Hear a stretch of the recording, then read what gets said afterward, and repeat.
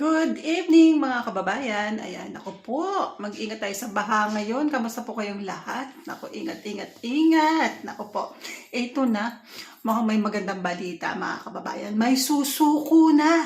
May uuwi na ng Pilipinas mga kababayan at magpapakulong na. Lalabanan na lang daw niya si Marcos Jr. Itong si Aklang Harry Roque mga kababayan.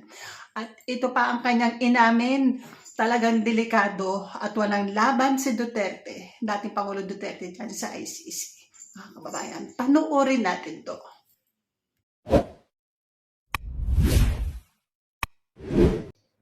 Kahapon po, nagkaroon ng pag-rally muli para hingin ng pagpapalaya ni Tatay Digong. Wala po ako doon dahil meron po akong kapatid na bumibisita at meron kaming galing po sa ibang bansa at meron kaming ginawa. Pero sa akin nga po, talaga pong ang remedyo para siya ay mapalaya, nakasalalay po yan sa legal na proseso at kung hindi po makukuha yan sa legal na proseso sa ICC, gumamit ng ibang legal na proseso. At yun naman aking minumungkahi na hindi na pagbibigyan ng pamilya. Nasa kanila po yan. Pamilya po sila. Hindi po tayo matitinag sa pagbibigay ng suhestyon. Bagamat tao rin po, no? Dumarating sa punto na parang ayaw mo na magbigay ng suhestyon kung talaga namang hindi ka napapakinggan. Pasensya na po, tao lang po. Yan po ang aking damdamin. No? At nag-iisip na nga po ako kung mas mabuti pa sigurong umuwi na ako ng Pilipinas at kahit papano, labanan ng Marcos administration sa loob ng kulungan. Kasi sa mga pangyayari po dito sa Tatay Digong sa dahig, hindi ko naman po maatim na panuurin lang si Tatay Digong habang nakakulong at walang nangyayari. Hindi po tayo nagkulang sa pagbibigay ng suhestyon, kaya lang po hindi po tayo ang nagdedesisyon para kay Tatay Digong. So, ganun yan pong ka-frustrated ako at iniisip ko nga, siguro mas mabuting labanan na yung aking walang saysay na kaso sa Pilipinas at labanan si Marcos dyan sa Pilipinas muli. Dahil kayo namang mga Pilipino, ano ba yan, 2 taon na ako nagsasalita, nagwawakwak dyan sa Marcos ngayon na nagsasabi na wala nang dahilan para magpatuloy pang mamuno ang tao na wala sa tamang pag-iisip. Wala namang gumagalaw dyan sa Pilipinas. Hindi po krimen kung hihingin natin ang pagbibitiw ng isang presidenteng walang saysay. Ngayon po, papunta siya sa Estados Unidos. Hindi natin alam kung anong gagawin niya. Ang gusto po nila ay pumasok tayo sa hindi makatarungang trade agreement sa Amerika na hindi tayo papayag na magkaroon ng mas malayang kalakalan sa kahit anong bansa na hindi kakampi ng Amerika. Pipigilan po nila yung free trade natin sa bansang China, samantalang ang pinakamalaking pinanggagalingan ng mga inaangkat nating mga produkto ay sa China. At kung mawawala ang mga taripa ng mga kalakal na binibili natin sa China, mas mumura po yan at magiging mas mabuti sa ating mga kababayan. And yet, isa yan sa hiningingay ng Amerika na huwag tayo papasok sa mga ganyang free trade agreement sa panig ng mga bansa na hindi sinusuportahan ng Amerika. Yung pagpasok naman natin sa free trade agreement po, yan ay resulta ng agreement sa panig ng ASEAN at hindi lang ng Pilipinas at ng China. So hindi po yan bilateral ng Philippines at China, yan po ay sa panig ng ASEAN at ng China. Puntahan naman natin ang mga pangyayari dito sa impeachment ni VP Sara. Abay, nung kailan lang po, nung isang linggo rin, sinabi ng Kamara ng Supreme Court sa Kamara de Representantes at sa Senado, nais namin magbigay kayong linaw sa mga aktual na pangyayari. Pangunahin sa tanong ng Korte Suprema, lalong-lalo na sa Kamara de Representantes, ganong katagal bago na-aksyonan ang 3 naunang impeachment complaint? Bakit hindi na-aksyonan kung hindi na-aksyonan yan? At ang tanong nga nila is, bakit? Bakit hindi na-aksyonan ng 3 at ganong kabilis na-aksyonan yung pang-4? Now, sabi ni Laila de Lima at ng mga ilang dilawan that's judicial overreach. Bakit judicial overreach? Di ba, sinasabi nila na ko-questionin nila yung hindi pagpayag ng Senado na mag-proceed kaagad sa trial at dahil marami rin mga senador na nagsasabi na dapat desisyonan muna yung mga special affirmative defenses ni VP Sara gaya ng hindi po pwede ma-carry over sa 20th Congress ang impeachment complaint ng 19th Congress at saka pang-4 na impeachment complaint ay prohibited ng saligang batas. Sino ba magdedesisyon yan, yung bagay na yan? Di ba Korte Suprema rin kung dadalhin nila yan sa Korte Suprema? bakit ngayon nagtatanong ang Korte Suprema, tinututulan nila? Di ba? Either naniniwala ka sa Korte Suprema na maging patas sila sa kanilang desisyon o hindi.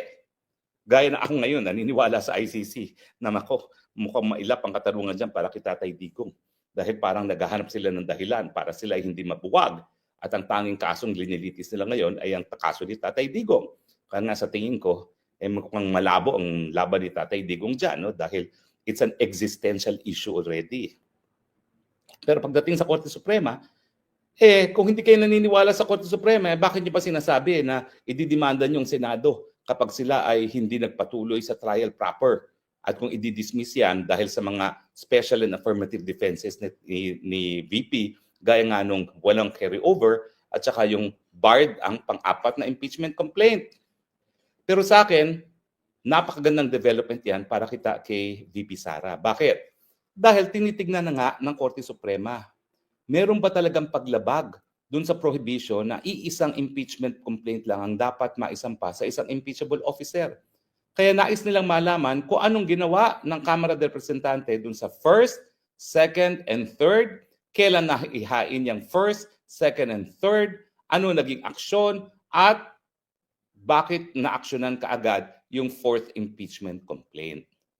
Dahil kung ang dahilan nga, gaya ng sinabi ni Secretary General Velasco, na talagang nanggaling ang utos na wag galawin ang first, second, and third impeachment complaint dahil gusto nilang madesisyonan kung ano yung susuportahan ng impeachment complaint, ay yung hindi pag-akto ay ang official akto ng Kamara de Representante.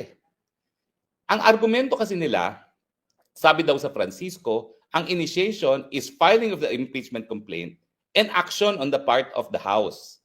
Now, kung masusunod yung saligang batas, dapat forthwith, mabilisan, bibigay sa Speaker. Tapos, i-include sa order of business within 3 days. Tapos, within 10 days, dapat ma-refer nga yan doon sa committee mismo. So, fix ang time frames para mapabilis nga yung pagdinig ng whether or not the Committee on Justice will recommend sa plenaryo the filing of the impeachment complaint by way of impeachment articles. So, ngayon, tinatanong ng Korte Suprema, meron nga bang aksyon na ginawa? Dahil kung yung desisyon na wag aktuhan ay desisyon ng Kamara, yun ay aksyon pa rin. Kasi ang aksyon po pwede namang positive, po pwedeng negative. Hindi po pwede sabihin na palibasa, negative, wag kang gumalaw, walang aksyon. Yung desisyon na wag gumalaw, yun ay aksyon. So kung masusunog yung desisyon doon sa kaso naming inargue sa Korte Suprema na Francisco versus House of Representatives, yung desisyon na wag galawin yung unang tatlo ay formal na aksyon. At deemed initiated pa rin ang isang impeachment complaint. Ganun po yun. Hindi naman sinasabi na yung aksyon na hinihingi para magsimula ang isang impeachment complaint ay positive.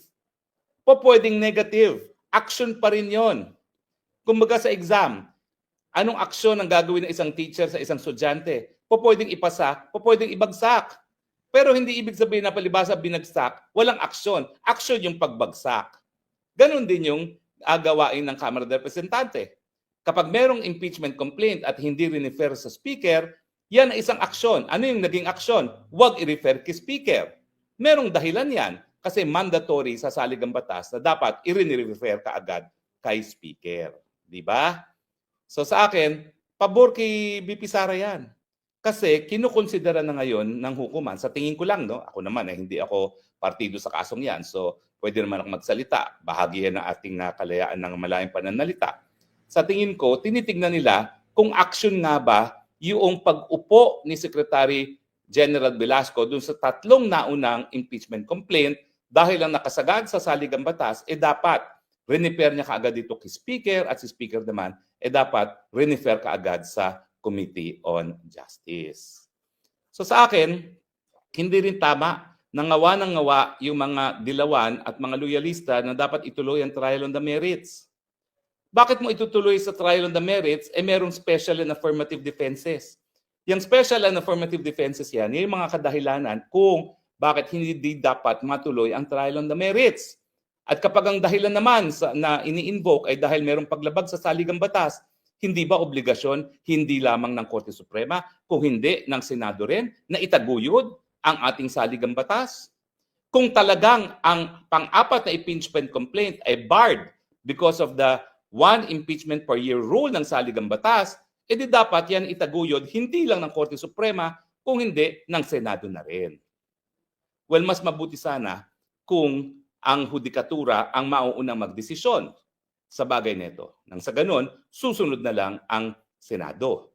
Pero kung ako naman ay senador at nakasaad sa saligang batas na I will be the sole judge in all impeachment proceedings, abay, hindi ko naman ibibigay yung responsibilidad na desisyonan yung special and affirmative defenses sa Korte Suprema. Kasi tanging mga senador lamang, mga politiko, mga policymakers ang binigyan ng ganyang kapangyarihan. Magkakaroon lang ng jurisdiction ang Korte Suprema para questionin ang desisyon ng Senado pagdating dito kung nagkaroon ng obviously maling application ng ating saligang batas amounting to grave abuse of discretion. Di ba? Yun yung tinatawag na certiorari powers.